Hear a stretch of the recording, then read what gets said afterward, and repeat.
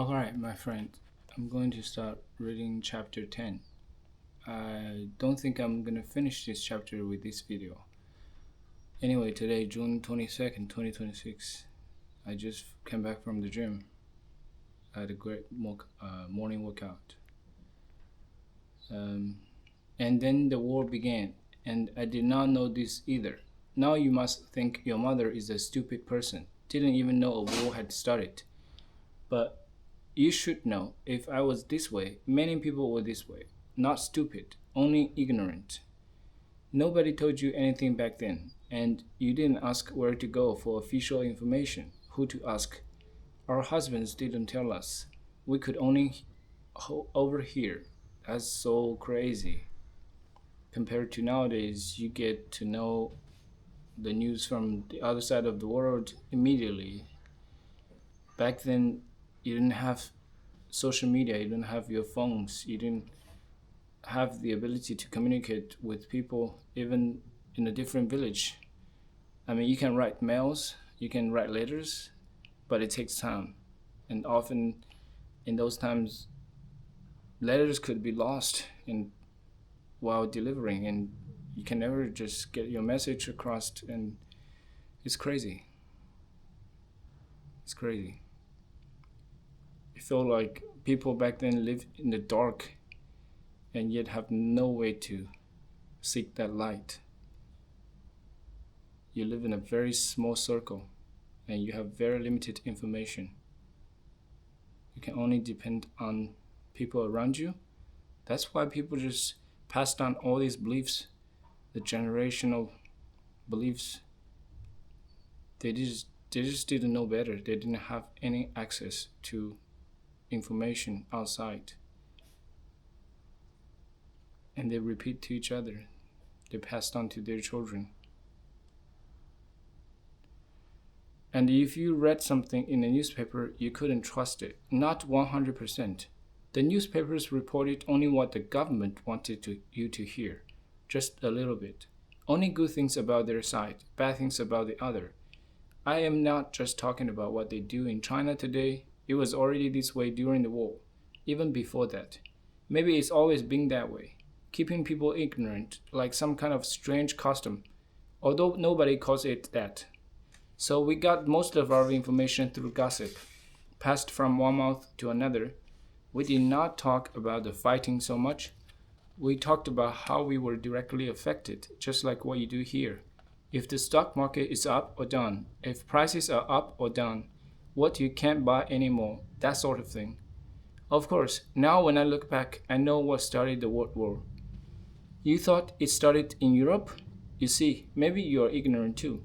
It started in China, with a late night shooting up north in Peking. A few people killed, but the Japanese were beaten back. You didn't know that? Even I knew that, but of course, when I heard it, I didn't think too much about it. This kind of small fighting had been growing inside China for many years, so it seemed like it was only a small change, like the change within the summer season. When we all began to complain about the heat earlier in the morning than the day before, that is how I remember the start of the war. Only the weather, the hot damp making my mind move as slowly as my legs. During that time, Hulan and I could think of nothing but which dishes to eat to cool us inside out. We were busy fanning ourselves or chasing away beating flies with a tassel. In the daytime, we did nothing except drink hot tea, take cool baths and long naps, or sit on the veranda, moving our chairs farther back as the sun moved across the sky and ate up our shade. I was often sick or too irritable to talk. Hulan chattered like a noisy bird. She said she knew exactly why I was not feeling well. The food they serve, nothing is fresh, and all the same sour taste. She said, and when I did not answer, she continued with other complaints. Down there, she said, pointing toward the city, it is worse, as steamy, filthy as a lice-infested bathhouse. Down there, the stink from the waterways can shrivel your nostrils. This kind of talking did not help my stomach. In the evenings, The pilots and advisors would return to the monastery for dinner. We all ate in the same big hall, but the Americans would eat their own kind of food, perspiring into their plates. Too much heavy food, the rest of us always whispered, for such hot weather. I was sick just to see it. Hulan and Jia Guo would eat with Wenfu and me. We ate many dinners together like this, and I remember thinking how different Hulan's husband was from mine. He was older than Wenfu, perhaps by 10 years or more, and because he was Wenfu's boss, the vice captain, he was certainly more powerful, and yet he was not.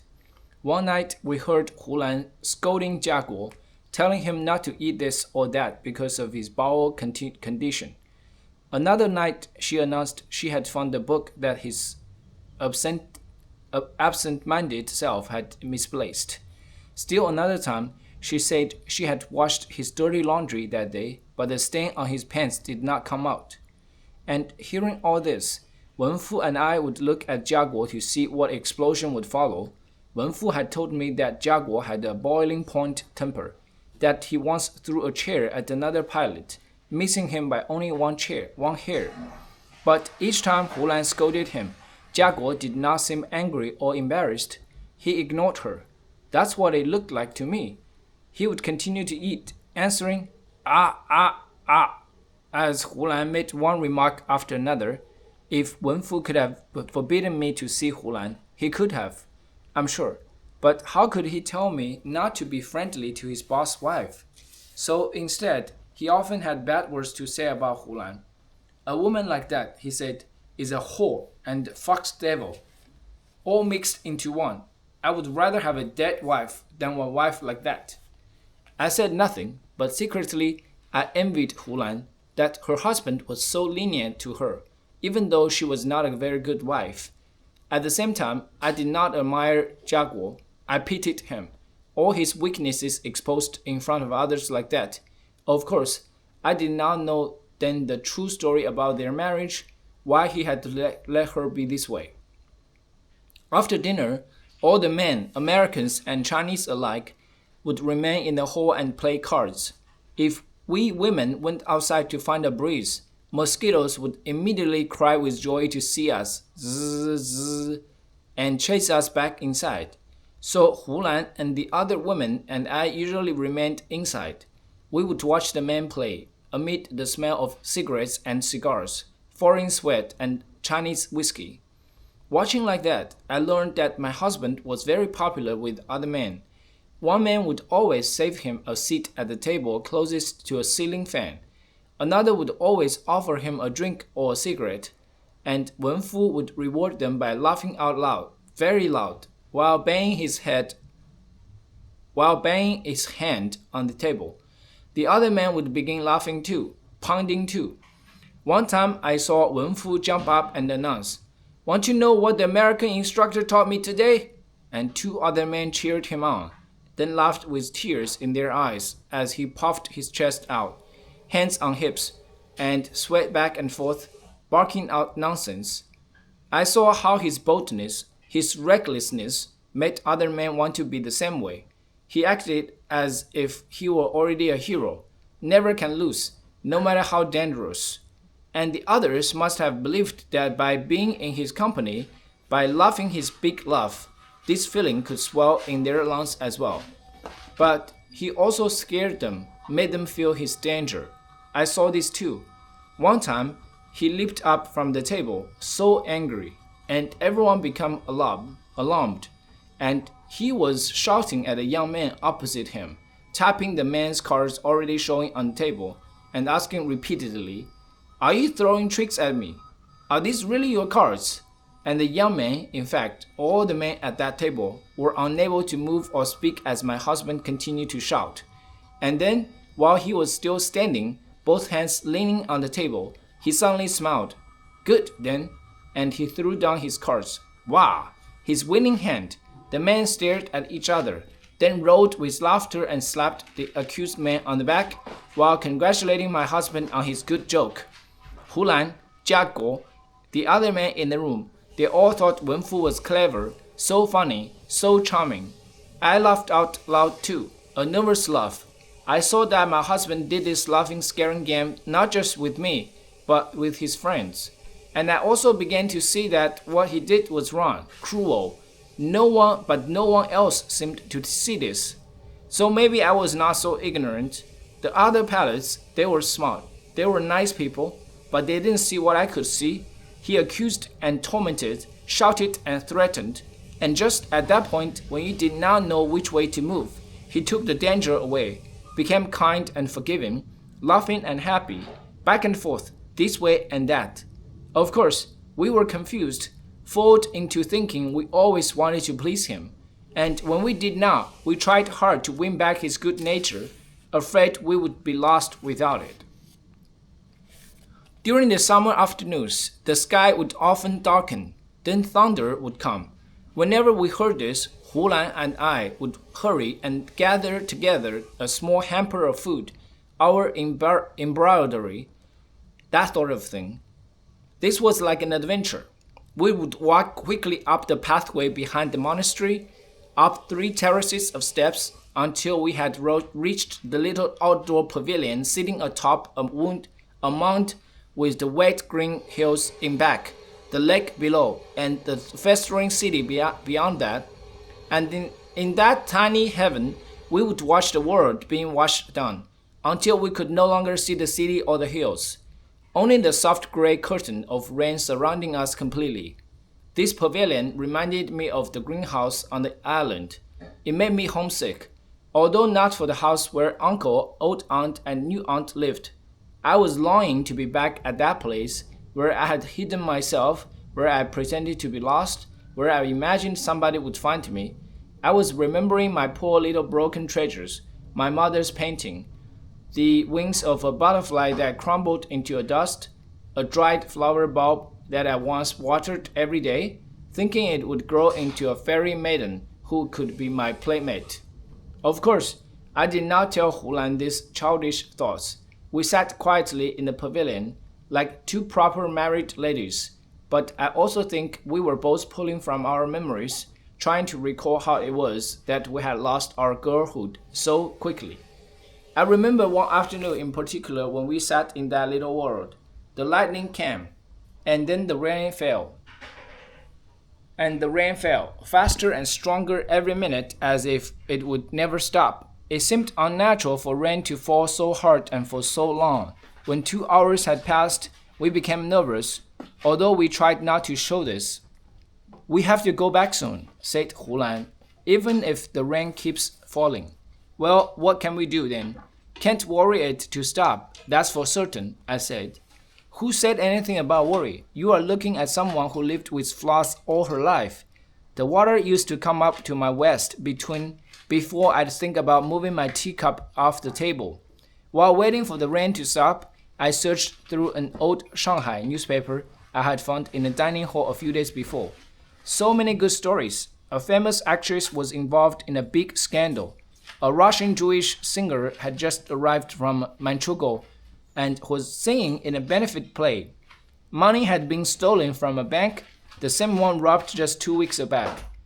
A British horse named Go the Extra Mile had won a race before the week before. An advertisement claimed a medicine called Yellow could cure the brain of confusion and bad luck thinking.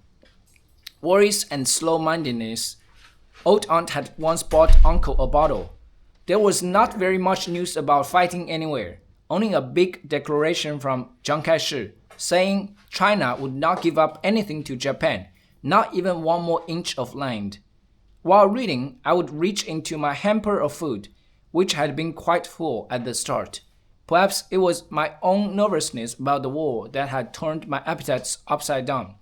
I often did not know what I could eat until the moment I was hungry. 1 minute I wanted one thing, the next minute I could not swallow another bite. But in another minute, hungry again for something different.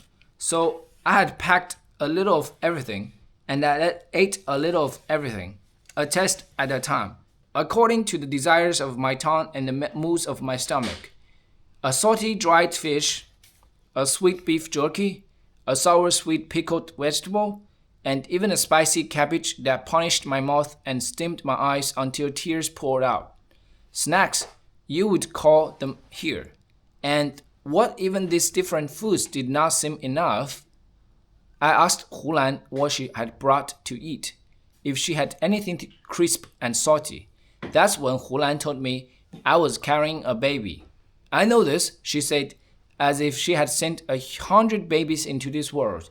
It's a sure sign when something inside you is hungering for all the tests of life. Probably a boy, judging by the demands of your appetite. When she told me this, I did not believe her. I was only 19, still growing myself, and Hulan was even younger than I was, so what did she know? I jumped up and put my hands over my hips, pressed them against my dress to see my stomach. Nothing. No baby's head pushing to come through my belly but bottom. Yet I could feel something, so hungry for life it might devour me. And when I thought, no, this is only my own unhappiness, always wanting something more, never happy with what life had given me. Old aunt had told me once that my mother had been this same way before she died, too strong inside here, and she had pointed to her stomach, never content, always looking for a pear when she already had 10 plums to choose from. It is only a sour stomach, I said to Hulan. All this waiting for something bad to happen. I'm telling you, it is a baby, said Hulan. I shook my head. A baby, she said, nodding. Ah, you think I do not know my own body? Tell me then, she said, when was your last bleeding? My face instantly became hot. She said that word aloud, the same as if I'm talking about cough, a headache, a bit of dust in the eye. What does this have to do with a baby? I said, and Hulan folded her bottom lip into her mouth, trying not to laugh. Your mother, what did she tell you? She asked, and I was struggling to remember what old aunt had told me that morning I saw my first blood. I had woken up, felt the stiffness, then pushed up my gown and looked at my legs. Somebody chopped me off, I murmured to Peanut, thinking this was a dream, and Peanut saw the same blood and screamed. She leaped out of our bed and ran into the courtyard. Hurry, she cried. Weiwei's been killed, same as her mother. She's already dead. Help me, help me. Old aunt came running into the room, then new aunt, 2 servants, my boy cousins, and after them, the cook's helper. Waving a cleaver in his hand, old aunt stepped close, took one look at me, but did not look concerned. She told everyone to leave, waving them out. Stop this crying, old aunt scolded when we were alone. New aunt came back into the room with Peanut, who stared at me with big eyes. See, she's not dead, new aunt said. She handed me some clothes. Listen, carefully, both of you, said old aunt. The bleeding is a sign. When a girl starts having unclean thoughts, her body must purge itself. That is why so much blood is coming out. Later, if a girl marries into a proper family chosen for her, if she becomes a good wife and loves her husband, this will stop. Oh my goodness, fuck! That's the story they tell the girls. If you become a good wife and marry into a proper family, the blood will stop. That's exactly what old aunt told me, and just as she predicted, once I became a good wife, the bleeding stopped. Pah! Hulan said when I told her this, and then she spit on the ground. Worthless words. The rain kept pouring down around the pavilion, and that afternoon Hulan told me strange things that I did not believe. Why should I? She was the one who believed the most ridiculous ideas. She said that a woman's body built its own nest once a month. Impossible. She said that a baby came out from the same place a man thing went in, not through the opening of the stomach. Nonsense talk. And then she told me how she knew this. She said she had once helped a girl give birth to a baby. I'm telling you the truth, Hulan said. I saw where the baby came out. Last year I saw this. The girl, she said, had fallen in love with one of the pilots in Luoyang, near the village where Hulan and her family lived. This poor girl was only looking for a chance to change her luck, said Hulan. Lots of girls did that, hoping to catch a husband who would take them away. She was like every girl in that village, not very pretty, destined to marry an old farmer or the one-eyed pot mender down the road, a life guaranteed with hard work, no hope for any kind of happiness. So when this girl met a pilot, of course she gave him her own body for a chance, even a small chance, something to hold on to. Hulan could tell I did not believe her. Hard for you to imagine, I know. She said, your situation is so different. You always knew you would marry someone good. No worries like that. She said this as if she were accusing me. 帮我把火关一下吧。And that made me think. 就关一下吧。She said this as if she were accusing me, and that made me think. Maybe she did the same as that girl, gave her body to Jaguar for a chance. Lucky for her, that chance turned into a husband.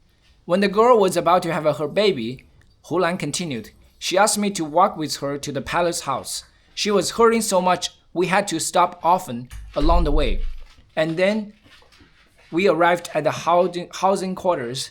The pilot looked very angry to see her. He yelled at all the other men and told them to leave. I stood outside, but I heard everything. She begged the pilot to marry her. He would not. She promised his baby would be a son. He said he did not care. She said he could take her as a concubine, marry a real wife later. He refused again. Then she cried and became angry, had no shame left to hide. She shouted and told him she had no chance left in life. She had used them all up on him. She said she could never marry now. Everyone in the village knew she was a bad merchandise. Her family would turn her out, and her baby would never have any chances in life, a future with no future.